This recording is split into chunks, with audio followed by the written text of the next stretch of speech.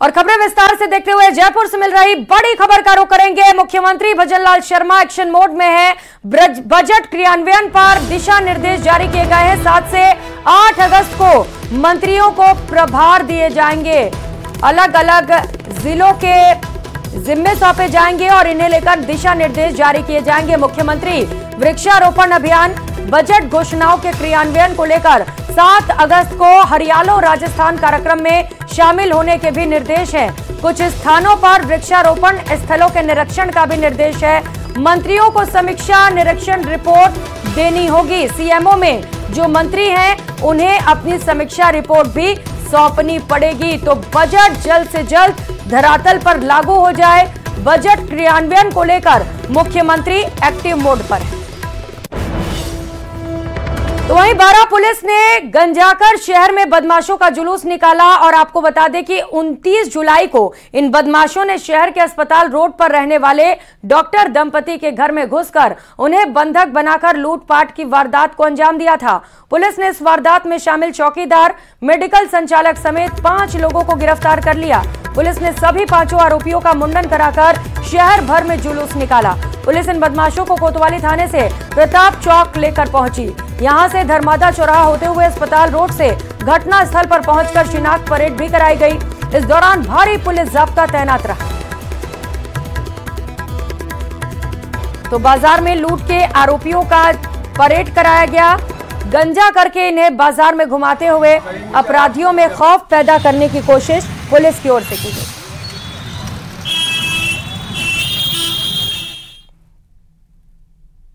मामला ये है कि 29/7 को डॉक्टर दंपति के यहाँ लूट की वारदात हुई थी, जो 12 शहर की काफ़ी सनसनीखेज वारदात थी। इस प्रकार की घटनाएं यहाँ होती नहीं। इस बारे में जानकारी की तो पता लगा कि इन्हीं के जो कर्मचारी और नौकर है, जिनके ऊपर ये बहुत ज़्यादा विश्वास कर देते हैं, उन्हीं लोगों ने बाहर के अपराधियों के साथ मिल करके और ये योजना बना करके और ये घटना की थी, जिसमें इनके जो नौकर है रूपचंद को, जो यहाँ का ड्राइवरी का अन्य कार्य भी देखता था, उसको इस बात की जानकारी। झुंझुनू के उदावास गांव में एक जमीन पर बसे लोगों को बेघर करने की तैयारी का विरोध हो गया। पूर्व मंत्री राजेंद्र सिंह गुढ़ा ने प्रभावित परिवार और अपने सैकड़ों समर्थकों के साथ उदावास गांव से लेकर झुंझुनू कलेक्ट्रेट तक विरोध रैली निकाली। गुढ़ा समेत ग्रामीण 2 दर्जन से अधिक ऊंट पर बैठकर वहां पर पहुंचे। राजेंद्र गुढ़ा समेत ग्रामीणों ने कलेक्ट्रेट में घुसने की कोशिश की, लेकिन पुलिस ने उन्हें रोक दिया। प्रदर्शन के बाद एक प्रतिनिधि मंडल ने कलेक्टर से मुलाकात कर अपनी बात भी रखी। वहीं कलेक्टर ने मामले की जांच कराकर कार्रवाई करने की बात कही।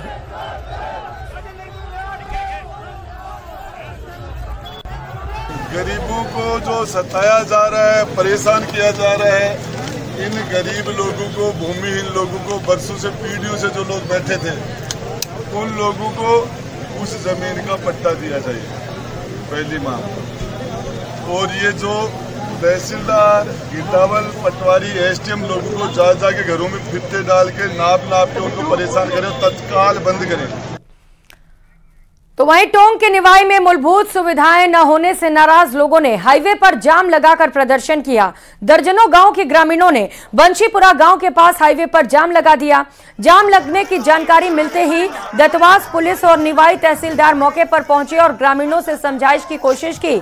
आक्रोशित ग्रामीणों ने बारिश के दिनों में सड़क नहीं होने की समस्या बताकर प्रदर्शन किया। ग्रामीणों का कहना है कि समस्या को लेकर प्रशासन को कई बार शिकायत दी गई, लेकिन समस्या का समाधान नहीं हुआ। जाम से हाईवे के दोनों तरफ वाहनों की लंबी कतारें लग गईं। 3 घंटे जाम और प्रदर्शन के बाद प्रशासन के समझाइश के बाद ग्रामीण माने और जाम हटाया। प्रशासन ने समस्याओं के समाधान का आश्वासन दिया।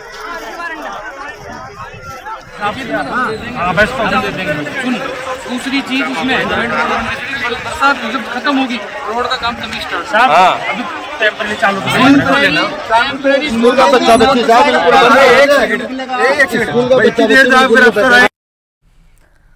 अगली खबर करौली से है, जहां पिछले कुछ दिनों से राशन डीलर लगातार हड़ताल कर रहे हैं। 5 दिन से राशन वितरण बंद का हड़ताल कर रहे हैं। आज राशन डीलर्स ने कलेक्ट्रेट पर प्रदर्शन कर मुख्यमंत्री के नाम जिला कलेक्टर को ज्ञापन सौंपा। राशन डीलर्स ने कलेक्टर को ज्ञापन सौंपकर 30,000 रुपए मासिक वेतन, 2% शुल्क और कई महीनों के बकाया कमीशन का जल्द ही भुगतान करने की मांग की। इस दौरान राशन डीलर्स ने 12 जिले के राशन डीलर की मौत के मामले में भी 50 लाख रुपए की आर्थिक सहायता और मृतक के परिवारजन को सरकारी नौकरी की मांग की। राशन डीलर्स ने जल्द से जल्द उचित मूल्य दुकानदारों को देने की मांग की। मांगों के निराकरण की मांग उनकी ओर से की गई। मुख्य रूप से हमारी 3 मांगे थी। तो 30,000 रुपये मानदेय, 2% छीजत तथा हमारा जो 8-7 महीने का कमीशन बकाया है वो। साथ ही हमारी एक घटना घट गई है 12 जिले में, तेज तहसील में। एक राशन डीलर्स को DSO के द्वारा ये आदेश दिए गए थे कि आपका राशन डीलर का लाइसेंस निरस्त कर दिया जाएगा, GSS को काम दिया जाएगा। उससे उनको हार्ट अटैक आ गया और उन्होंने अपने प्राण त्याग दिए। तो साथ ही साथ उसको एक परिवारजन को, किसी को सरकारी नौकरी और 50 लाख रुपए मुआवजा देने की भी हम सरकार से मांग रख रहे हैं। सभी जिला मुख्यालयों पर हमारी ये मांग है। सरकार से हमारी विशेष मांग मानदेय को लेकर थी। पहले भी हम आपके द्वारा ये बता चुके हैं सरकार को। हमारी 30,000 रुपये मानदेय है जो मुख्य मांग है, उसके लिए हम हड़ताल पर हैं और जब तक सरकार हमारी मांगे नहीं मानती है तब तक हम हड़ताल पर रहेंगे। कोटा से इस बीच बड़ी खबर मिल रही है। थर्मल के 5 अधिकारियों के घर पर चोरी की वारदात को अंजाम दिया गया। चोरों ने मकानों के ताले तोड़ डाले, नकद, जेवरात और कार चोरी कर बदमाश फरार हो गए। कोनाडी थाने में इसे लेकर शिकायत दर्ज कराई गई है। पुलिस चोरों की तलाश में जुटी हुई है। तो चोर किस कदर बेखौफ हैं, अंदाजा लगाइए, जहां पर थर्मल के 5 अधिकारियों के घर पर ही चोरी की वारदात को अंजाम दिया गया। तो वहीं झुंझुनू पुलिस ने international basketball player Jatin Singh को नाबालिग से रेप के मामले में गिरफ्तार किया। आरोपी पर अश्लील फोटो खींचकर शादी का झांसा देकर नाबालिग से रेप करने का मामला चिड़ावा थाने में 14 जुलाई को दर्ज हुआ था, जिसकी जांच के बाद चिड़ावा पुलिस ने जोड़िया ठिकाना के रहने वाले जतिन सिंह को गिरफ्तार कर लिया, जिसे पूछताछ के बाद कोर्ट में पेश किया गया, जहां से उसे 1 दिन के रिमांड पर भेजा गया। एसपी राजश्री राज वर्मा ने बताया कि पीड़िता ने रिपोर्ट में बताया कि जब वो 11वीं की कक्षा में थी उस समय खिलाड़ी जतिन से जान पहचान हुई और उसके कुछ दिन बाद 3 दिसंबर 2023 को जतिन उसके घर आया और अपनी बातों में उलझाकर सगाई करने की बात कही और इसके बाद उनकी मर्जी के खिलाफ अपनी गाड़ी में बैठाकर फोटो खींच ली, जो कि बाद में वायरल करने की धमकी देने लगा। करीब 20-25 दिन पहले चिड़ावा थाने में हमारे पास एक नाबालिग परिवादिया ने एक मुकदमा दर्ज कराया, जिसमें उसने ये जो आरोपी है जतिन सिंह, उस पर ये आरोप लगाया कि जतिन सिंह ने इनको शादी का झांसा देकर इनकी इच्छा के विरुद्ध शारीरिक संबंध बनाए और जब ये घटना घटी थी तब ये परिवादिया नाबालिग थी। उधर अलवर सेंट्रल जेल में कैदियों को नशीले पदार्थ और मोबाइल सप्लाई करने वाले लैब टेक्नीशियन को पुलिस ने गिरफ्तार किया। जेल की डिस्पेंसरी में posted lab technician Manish Yadav पर आरोप है कि कैदियों को गांजा, बीड़ी, गुटखा और मोबाइल सप्लाई किया करता था।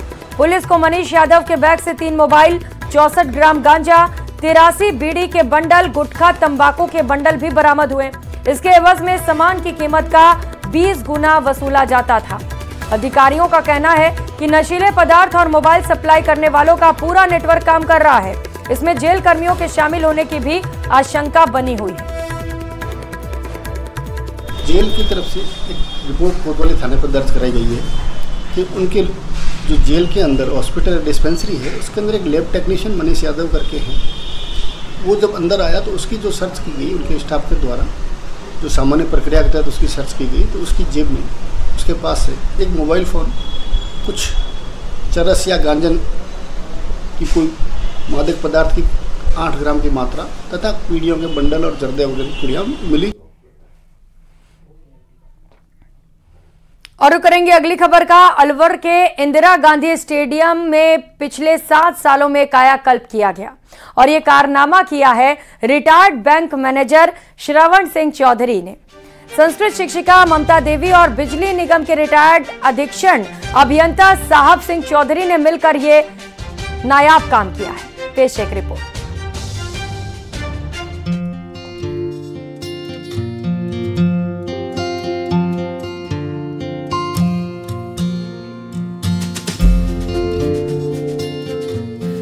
प्रोफेशनल लाइफ की एक पारी के बाद रिटायर्ड बैंक मैनेजर श्रवण सिंह चौधरी, बिजली निगम के रिटायर्ड अधीक्षण अभियंता साहिब सिंह चौधरी सोशल लाइफ की दूसरी पारी में प्रकृति प्रेम और सामाजिक सेवा की मिसाल बन गए। वहीं संस्कृत शिक्षिका ममता देवी एक साथ दोहरी समाज सेवा कर रही। ममता देवी का रोजाना ही स्कूल जाने से ठीक पहले तकरीबन 2 घंटे पक्षियों को चुग्गा डालने और पेड़ पौधों की देखभाल के लिए देती हैं। रिटायरमेंट हुआ, रिटायरमेंट से पहले ही मैंने प्लानिंग करनी थी कि मुझे जो है पर्यावरण पर काम करना है, और उसके लिए मैंने इंदिरा गांधी स्टेडियम को चुना। इंदिरा गांधी स्टेडियम में जो है उस टाइम जो है जिला खेल अधिकारी अंजना शर्मा थी, उनसे परमिशन ली। उन्होंने मुझे बहुत सहयोग किया अंजना शर्मा ने। हाँ, और उसमें से मैंने अब तक इसमें जो है 18 से अब तक जो है करीब 800 पेड़ के करीब जो है किया है। और उसमें से जो है साहिब सिंह जी रिटायर्ड ऐसी उनका सहयोग रहा, और मेरी बेटी तुल्य जो है ममता मैडम जो है उन्होंने यहाँ चुग्गे की जिम्मेदारी संभाल रखी है जो है उसमें पूरी तरह से। और पेड़ों की देखभाल करना सब करना, इसमें कोई सरकारी सहयोग नहीं है। हम खुद अपने संसाधनों से चुग्गे और उसकी व्यवस्था हम खुद जो है उसमें से करते हैं। जो सर, ये कोरोना पीरियड में जब मैंने ये एनवायरनमेंट में, पर्यावरण में ये त्रासदी देखी कोरोना की, अपन को ऑक्सीजन की आवश्यकता कितनी अधिक है, उस टाइम पे ये मैनेजर साहब से मिली मैं श्रवण लाल वर्मा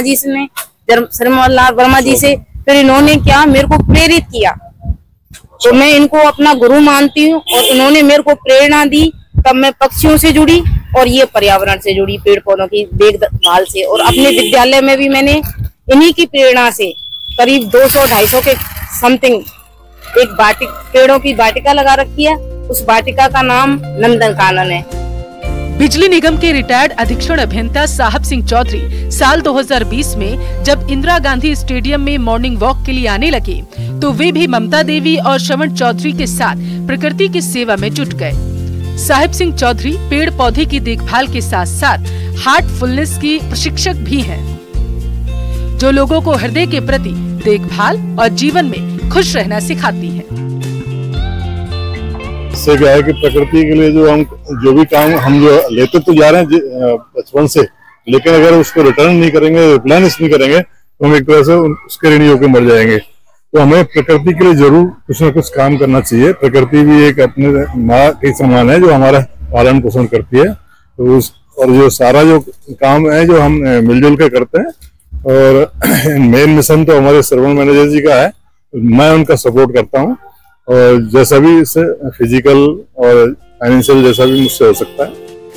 पिछले 7 साल से इस टीम का काम है रोजाना 2 से 3 घंटे पेड़ों की देखभाल और पक्षियों के लिए दाना पानी की व्यवस्था करना।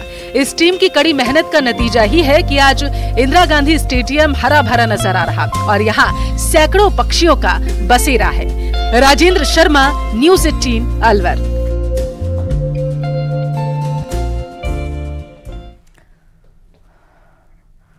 और रुक करेंगे इस बीच करौली से मिल रही बड़ी खबर का। मुख्यमंत्री भजनलाल शर्मा का 7 अगस्त को करौली का दौरा प्रस्तावित है। दौरे को लेकर प्रशासन तैयारियों में जुटा हुआ है। पौधारोपण कर आम सभा को भी मुख्यमंत्री भजनलाल शर्मा संबोधित करेंगे। प्रदेश के कई नेता भी इस दौरान मौजूद रहेंगे। प्रदेश उपाध्यक्ष मुकेश दाधीच, जितेंद्र गोठवाल, सपोटरा विधायक हंसराज बालोती, विधायक दर्शन सिंह गुर्जर, संभाग प्रभारी हेमराज मीना सहित भाजपा के वरिष्ठ पदाधिकारी और कार्यकर्ता भी इस कार्यक्रम में मौजूद रहेंगे। और करेंगे अगली खबर का। भारत में अलग अलग तरह के मेलों का आयोजन होता है, लेकिन क्या आप ऐसे मेले के बारे में जानते हैं जहां पर पुरुषों की नो एंट्री होती है? आज हम आपको एक ऐसे ही मेले के बारे में बताने जा रहे हैं जहां पुरुषों का जाना सख्त मना है। ये रिपोर्ट देखिए।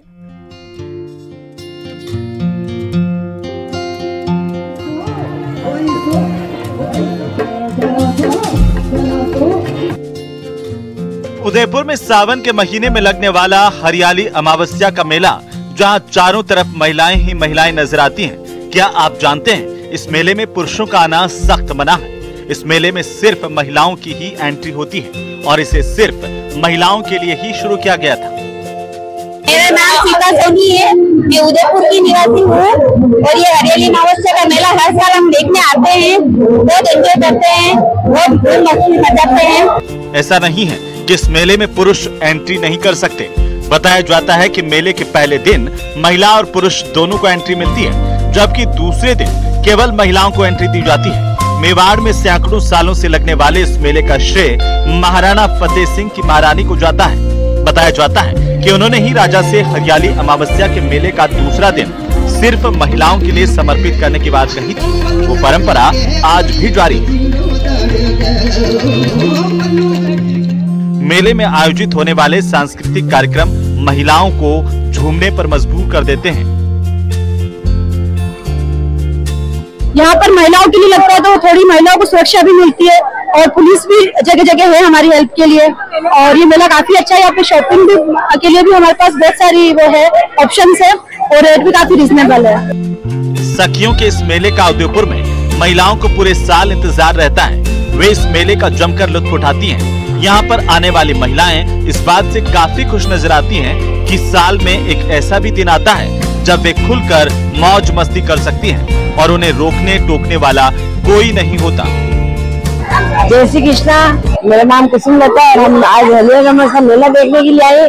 सब लेडीज का आज अच्छा रहता है और हम डॉलर में भी बैठे और स्टॉल पे बहुत अच्छी अच्छी चीजें देखी और मेले का आनंद लिया। और मैं हर साल इस मेले का एंजॉय करती हूँ। मेरे छोटे छोटे बच्चों को मिलाती हूँ, पोतों को मिलाती हूँ, फ्रेंड्स को मिलाती हूँ। हमारी सब फ्रेंड्स है, हम सब मेले में एंजॉय कर रहे हैं। हरियाली अमावस्या के दिन 2 दिवसीय मेले का आयोजन होता है। उदयपुर शहर में लगने वाला यह मेला देश का सबसे बड़ा और एकमात्र महिलाओं के लिए आयोजित मेला है। यहाँ पर पुलिसकर्मी भी खासतौर पर महिलाओं को ही तैनात किया जाता है।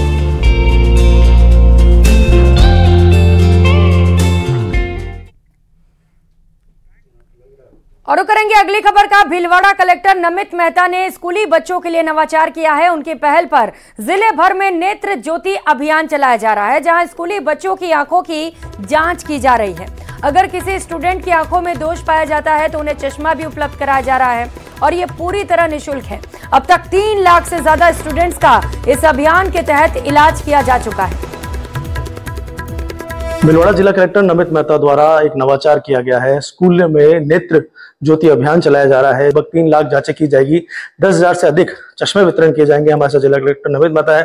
सर, आप द्वारा नवाचार किया गया है, लोग कहीं ना कहीं उसकी प्रशंसा भी कर रहे हैं। देखिए, आइडिया ये है कि जो हमारे सरकारी स्कूल्स है उनके जो बच्चे हैं, क्योंकि मैक्सिमम सरकारी स्कूल्स के बच्चे ग्रामीण क्षेत्रों में होते हैं, वहाँ पे जो आई साइट के इश्यूज है, चश्मा अगर नज़र कमजोर है तो हमें चश्मे की जरूरत है, इसकी अवेयरनेस भी कम होती है, उनके परिजनों को भी इसकी अवेयरनेस कम होती है। तो इसको ध्यान में रखते हुए हम लगभग 3 लाख हमारे स्कूली स्टूडेंट्स हैं सरकारी स्कूल्स में, उनका नेत्र परीक्षण कराएंगे और जिन बच्चों की आंखें कमजोर पाई जाएगी उन सभी बच्चों को चश्मे वितरित किए जाएंगे।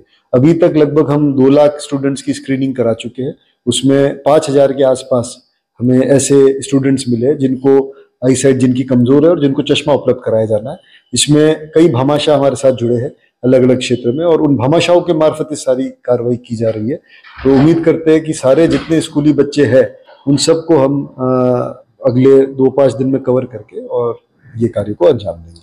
जिला कलेक्टर नमित मेहता द्वारा ये नवाचार किया गया है। कहीं ना कहीं भामाशाह भी इस नवाचार में मदद करने के लिए आगे हैं। पहले चरण में स्कूली बच्चों को लिया जाएगा और आगे वाले चरणों में और भी लोगों की मदद की जाएगी। वीडियो जर्नलिस्ट अंकुश सनाटी के साथ राहुल कौशिक, न्यूज़ 18 भीलवाड़ा।